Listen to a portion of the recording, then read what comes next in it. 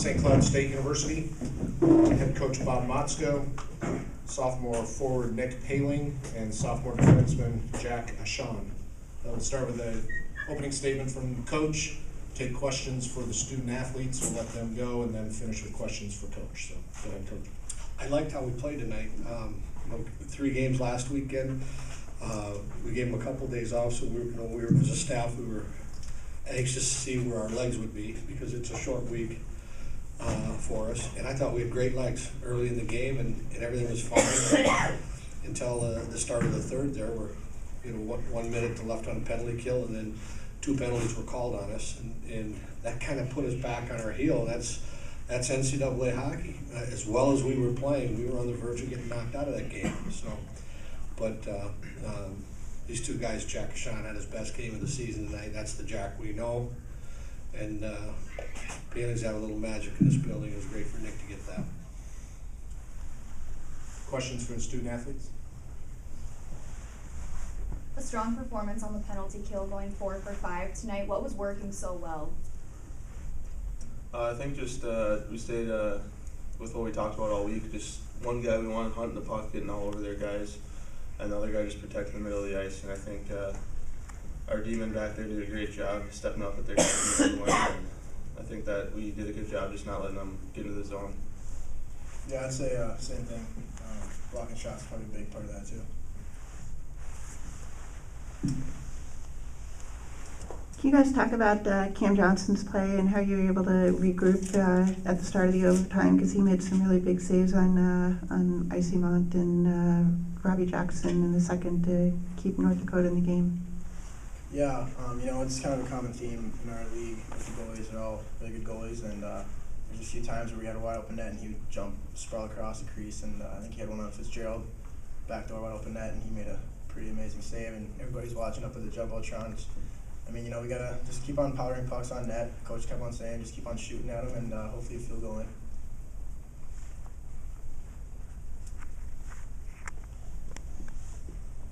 Nick, could you go through your winning goal? How it happened? I think we just got out on the ice. I think we were trying to get deep or something like that, and their D-man kind of tried getting it out of the zone and came right to me, and I tried to cut into the middle a little bit to get an angle and just shot it, and I guess got a little bit lucky.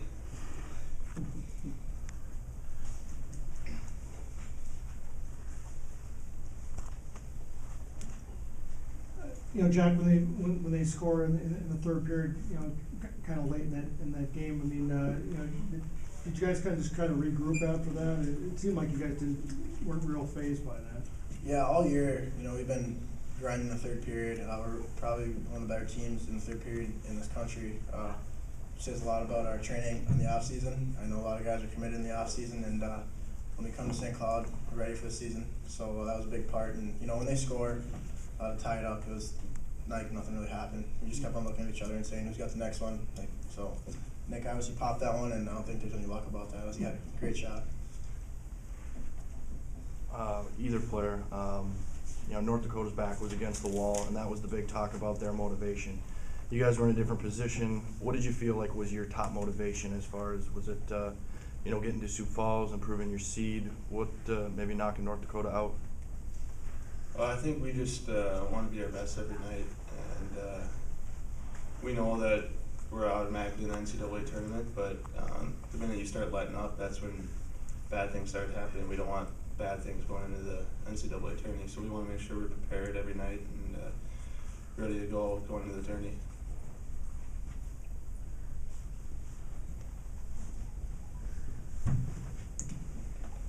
Jack, it seemed like it took you guys a few minutes to kind of get going, this afternoon. But at the same time, it seemed like you had pretty good energy throughout the game. Did you feel that, I guess, even in warm-ups? Did you feel good, I guess, going into the game? Yeah, North Dakota comes out hot every game they play. Their first 10 minutes, they're banging bodies on the net. They're pretty physical, but I think we took a nap today, and I woke up feeling great. You just kind of got that feel when you step into the rink. It's a great facility and a great crowd. Even though most of the crowd is North Dakota guys, they still give us some pretty good fans. So I felt pretty great. But a lot of guys on our team really stepped up to play today, and that was a big part of our win tonight.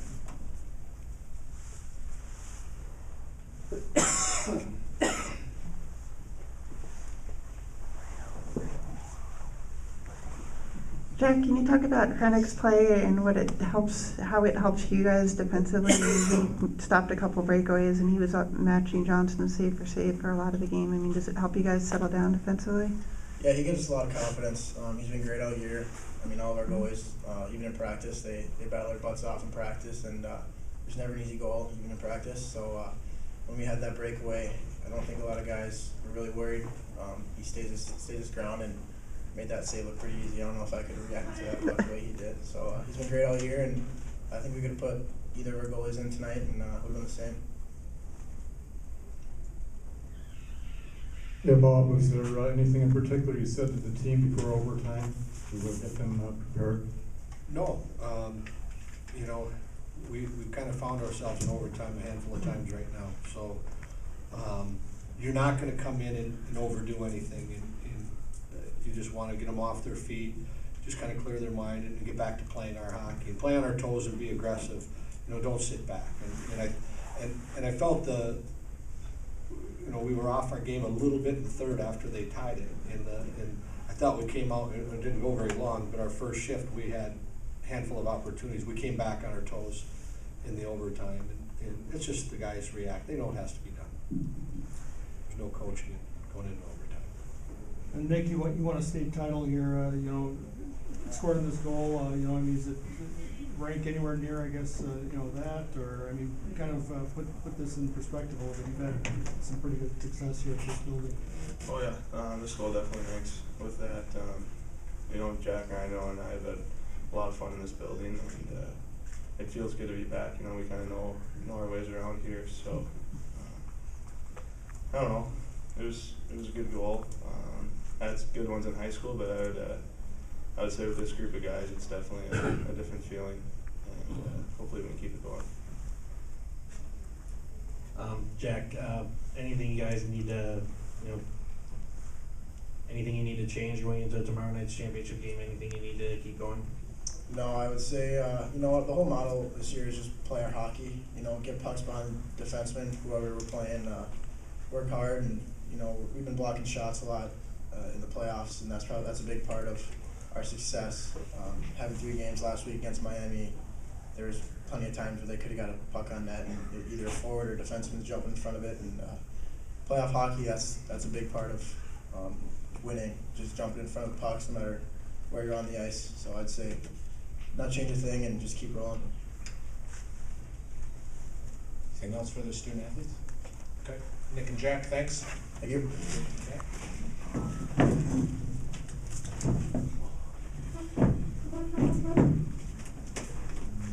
Questions for Coach?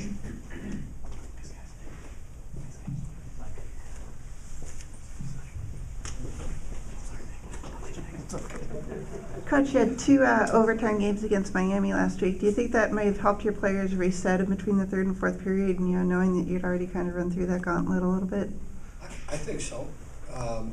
At least you're not nervous and you've been there, and you just went through 2, and we had one with North Dakota the week before that, and I did say that last week, that, you know, a high percentage of games in NCAA playoffs go in overtime, and to live a few, I can do nothing but help as long as you win them.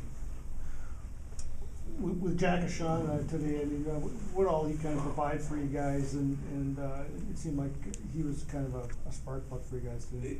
I tell you what, I want this to come out right with Jack. I mean, he's a tremendous player, and sometimes this year, I want this to come out the right.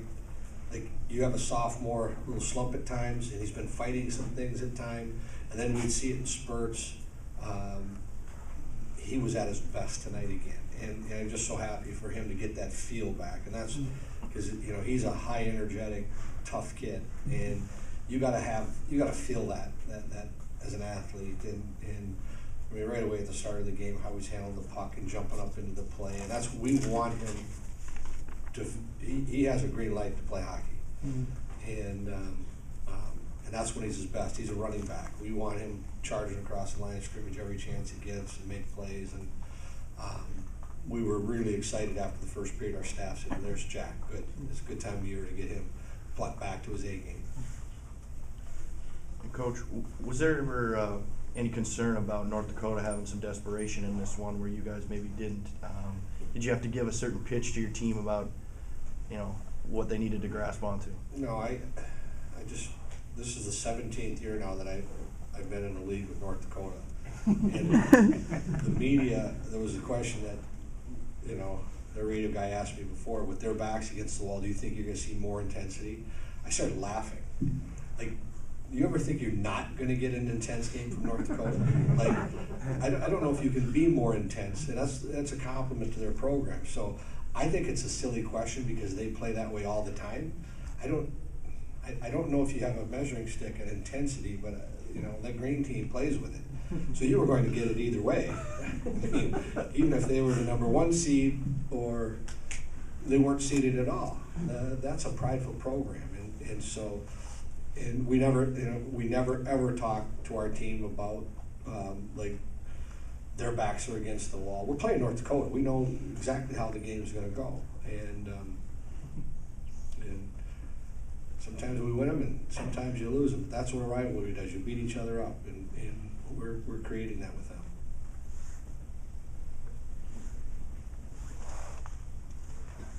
Bob, talk a little bit about the start you guys had. Very good puck handling early that led to the goal by Newell.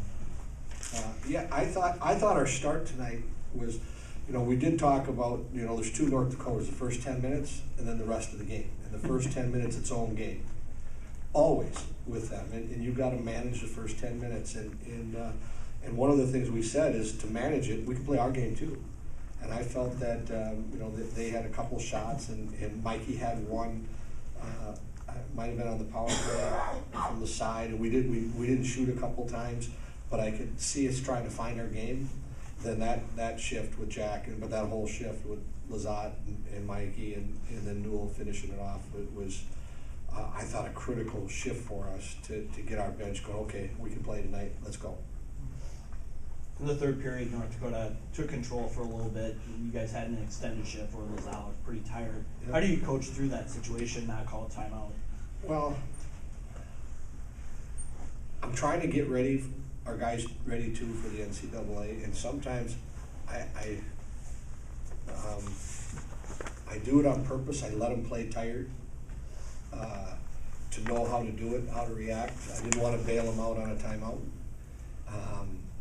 If it were an NCAA game, I might have used my timeout at that time, but I like to do that a lot of times to you know, if you're going to win big at the end, you know, you can't bail them out. And if we ice the puck or throw it over the glass, you have to learn and have to be prepared to defend tired.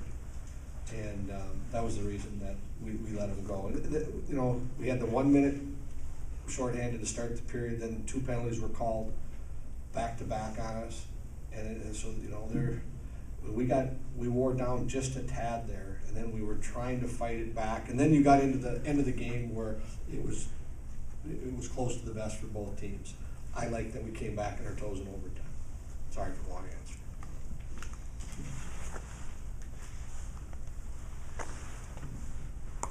When Ryan went into the boards, he was initially really shaken up, but a few minutes later, he did not seem fazed by it. How is he doing?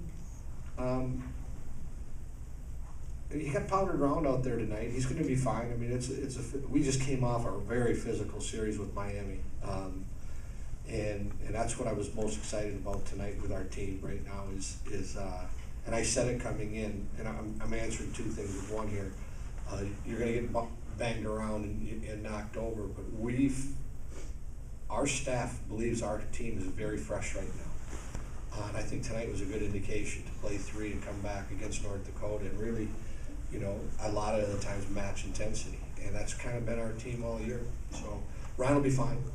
I don't see any, I know he'll be fine.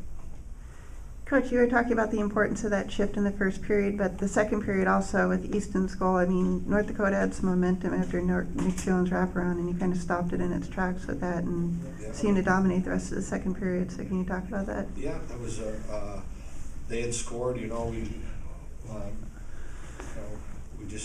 we had a little breakdown. We could have made a couple plays, making plays, and we didn't. We kind of shoveled the puck out in the neutral zone, and they were able to I think it was Jones that came wrapping around with some speed and beat us on to the back post there.